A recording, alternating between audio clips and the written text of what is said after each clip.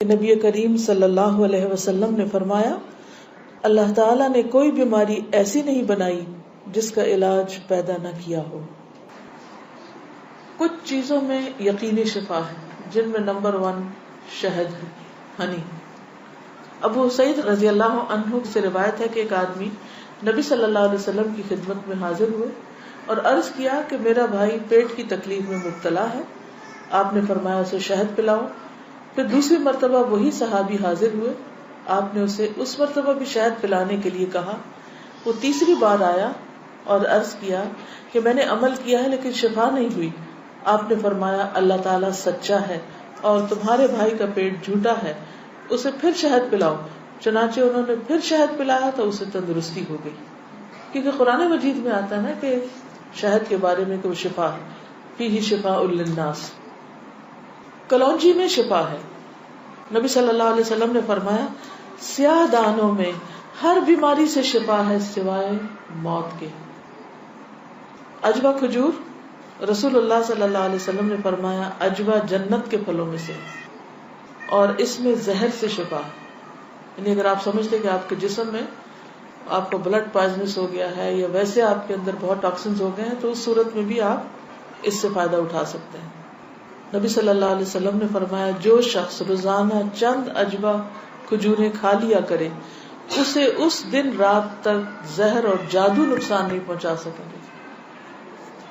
بعض جگہ 7 کھجوروں کا ذکر ہے اور بعض اس میں چند دانوں کا ذکر ہے، تو اگر افورڈ کر سکے تو ایک دانہ ہی روز کھا لیں، 3 کھا لیں، 5 کھا لیں، 7 کھا لیں۔ لیکن یہ ہے کہ ایسے شخص کو اگر کوئی زہر بھی دے یا اس کو کوئی جادو کی کوشش کرے تو اثر نہیں ہوگا۔ اسی طرح برنی کھجور، کھجور کی قسم ہے۔ رسول اللہ صلی اللہ علیہ وسلم نے فرمایا سب سے بہترین کھجور برنی ہے، وہ بیماری کو دور کرتی ہے اور خود اس میں کوئی بیماری نہیں ہے، یعنی شفا کا ذریعہ ہے۔ پھر زمزم۔ ابو جمرہ کہتے ہیں کہ میں ابن عباس رضی اللہ عنہ سے لوگوں کے بے قابو ہجوم کو دور رکھتا تھا۔ ابن عباس ایک اسکالر تھے، مفسر قرآن، تو لوگ ہجوم کر دیتے تھے ان پر، لیکن کچھ عرصہ نہ جا سکا۔ بعد میں جب حاضر ہوا تو ابن عباس نے مجھ سے اتنے دن نہ آنے کی وجہ پوچھی۔ میں نے عرض کیا کہ مجھے بخار ہو گیا تھا۔ ابن عباس کہنے لگے کہ رسول اللہ صلی اللہ علیہ وسلم نے فرمایا بخار جہنم کی گرمی کے اثر سے ہوتا ہے، اس لیے اسے آب زمزم سے ٹھنڈا کیا کرو۔ یعنی بخار کے مریض کو آب زمزم پلائیں بھی، ماتھے پہ پٹیاں بھی کریں، چھڑکاؤ بھی کریں، کسی بھی طریقے سے اس کو ٹھنڈا کریں زمزم کے ساتھ۔ پھر پانی سے علاج۔ نبی صلی اللہ علیہ وسلم نے فرمایا جب کسی کو بخار ہو جائے تو 3 رات سحری کے وقت اس پر ٹھنڈا پانی بہایا جائے، یعنی صبح ارلی مارننگ۔ اب یہ وقت آپ نے خود مقرر کیا ہے، اس لیے اس وقت کی پابندی کرنا مسنون طریقہ ہوگا۔ بعض اوقات لوگ خود سے خود ایسی چیزیں اپنے لیے لازم کر لیتے ہیں، وہ ٹھیک نہیں۔ پھر ہے گائے کا دودھ۔ عبداللہ سے روایت ہے کہ رسول اللہ صلی اللہ علیہ وسلم نے فرمایا اللہ تعالیٰ نے بڑھاپے کے علاوہ ہر بیماری کا علاج نازل کیا ہے۔ گائے کا دودھ لازمی طور پر استعمال کیا کرو کیونکہ یہ ہر قسم کا درخت چرتی ہے، یعنی جو جانور مختلف درخت چرتے ہیں پھر ان کے دودھ کے اندر اس کا اثر آ جاتا ہے، یعنی وہ ایک طرح سے ان کے دودھ میں بہت ساری میڈیسنز خود بخود شامل ہو جاتی ہیں۔ حجامہ کے ذریعے علاج۔ ابن عباس بیان کرتے ہیں نبی صلی اللہ علیہ وسلم نے فرمایا بہترین دن جس میں تمہیں سینگی لگوانی چاہیے وہ چاند کا 17واں، 19واں اور 21واں دن ہے۔ معراج کی رات فرشتوں کے جس گروہ کے پاس سے بھی میں گزرا اس نے یہی کہا اے محمد صلی اللہ علیہ وسلم سینگی لگوانے کا اہتمام ضرور کرنا، یعنی حجامہ ضرور کروانا۔ فرشتوں کی ہر جماعت نے آپ کو یہی مشورہ دیا۔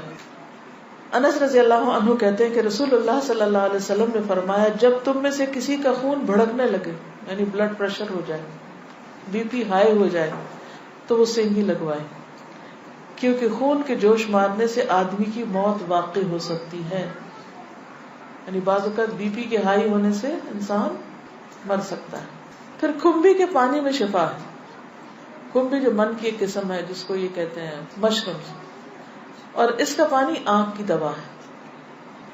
عود ہندی میں شفا ہے۔ ام قیس سے مروی ہے کہ میں اپنے ایک لڑکے کو لے کر حضور صلی اللہ علیہ وسلم کی خدمت میں حاضر ہوئی۔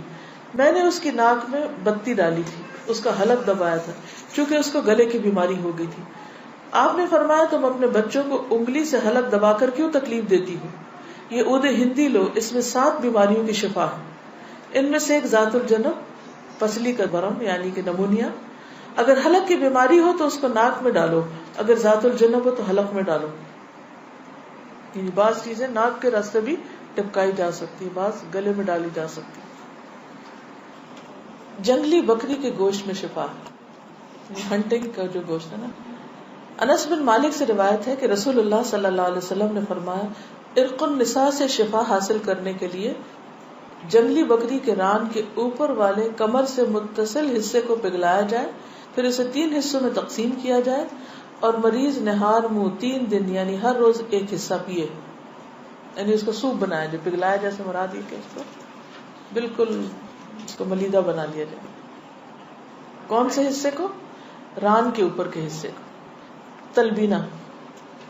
عائشہ رضی اللہ تعالی عنہا بیمار کے لیے اور میت کے سوگواروں کے لیے تلبینہ پکانے کا حکم دیتی تھی اور فرماتی تھی کہ میں نے رسول اللہ صلی اللہ علیہ وسلم سے سنا ہے کہ تلبینہ مریض کے دل کو سکون پہنچاتا ہے اور غم کو دور کرتا ہے.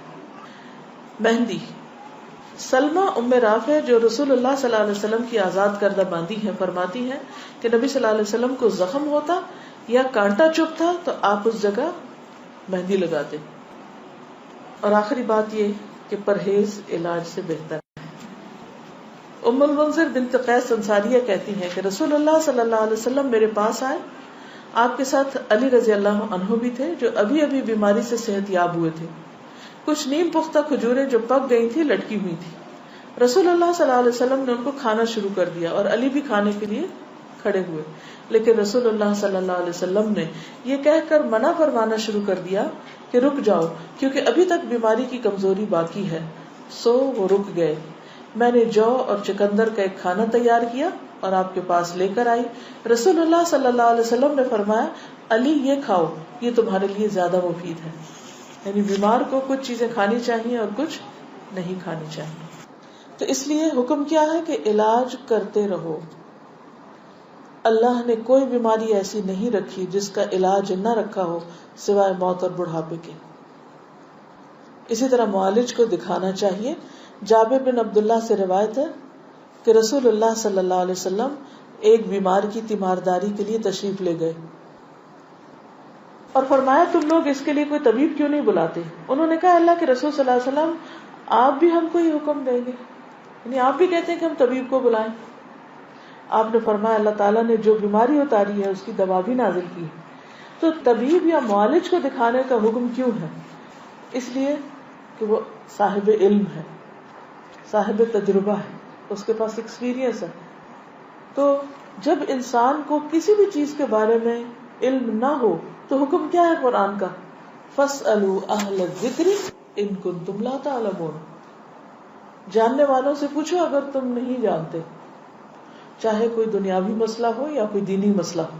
پہلا کیا ہے؟ توکل، اللہ پہ بھروسہ کہ شفا مجھے دے گا تو وہی دے گا. اور جو بھی کچھ کرے اس میں یہ نہ سمجھے کہ اس چیز کے اندر کوئی چیز ہے، وہ اللہ ہی نے ڈالی اس وقت. دوسری چیز ہے دعا کرنا، دعاؤں سے علاج. تیسری چیز صدقہ کرنا. کوئی بیماری آئے تو صدقہ کیا جائے. ہمارے عام طور پر کالے بکرے کا صدقہ کیا جاتا ہے، تو اس کے لیے ضروری نہیں آپ چاہے بکرے کا کریں، چاہے مرغی کا کریں، چاہے کسی چڑیا کا کریں، چاہے کوئی بھی صدقہ کریں، چاہے کھانے کی چیز کا کریں یا کوئی کپڑے کا یا کسی بھی شکل میں. حضرت حسن بصری سے روایت ہے کہ رسول اللہ صلی اللہ علیہ وسلم نے فرمایا داؤ مرضاکم بالصدقہ، اپنے مریضوں کا علاج صدقہ کے ذریعے کیا کرو. یعنی آپ کو کوئی تکلیف ہوئی فوراً جا کے صدقہ نکال دو. تیسری چیز کتاب اللہ سے علاج، یعنی قرآن مجید شفا ہے. اور یہ کہاں سے پتہ چلتا ہے؟ خود قرآن مجید سے ہی پتہ چلتا ہے. وَنُنَزِّلُ مِنَ الْقُرْآنِ مَا هُوَ شِفَاءٌ وَرَحْمَةٌ لِّلْمُؤْمِنِينَ وَلَا يَزِيدُ الظَّالِمِينَ إِلَّا خَسَارًا. اور ہم قرآن میں جو کچھ نازل کرتے ہیں وہ مومنوں کے لیے تو شفا ہے اور رحمت ہے، مگر ظالموں کے خسارے میں ہی اضافہ کرتا ہے. تو قرآن مجید میں جو کچھ ہے وہ سارے کا سارا شفا ہے. لیکن یہ جو کسی پہ خود سے پابندی خود ساختہ لگا دینی ہے نا کہ 300 بار پڑھو یا 1000 بار پڑھو یا رات کے وقت پڑھو یا صبح کے وقت پڑھو یا عشاء کے بعد پڑھو، وہ بعض اوقات لوگوں کو بلا وجہ کی مشقت میں مبتلا کرنا ہوتا ہے. اور نبی صلی اللہ علیہ وسلم کی سنت سے اس کا کوئی ثبوت نہیں کہ آپ نے صحابہ کو کوئی خاص نمبر بتایا ہو اور یہ کہا ہو کہ یہ اس وقت میں بیٹھ کے پڑھو یا اندھیرا کر کے پڑھو یا پانی کے کنارے پہ جا کے بیٹھ کے پڑھو. یہ پھر خود ساختہ پابندیاں ہو جاتی ہیں اور لوگ بھی ڈرنے لگتے ہیں کہ اگر یہ 41 دن نہ پڑھی یہ چیز تو کام نہیں ہونے کا. نہیں، اللہ تعالیٰ تو ایک دفعہ سے بھی سنتے ہیں. لا الہ الا انت سبحانک انی کنت من الظالمین. اصل چیز ہے کہ اخلاص اور شوق کے ساتھ انسان پڑھے.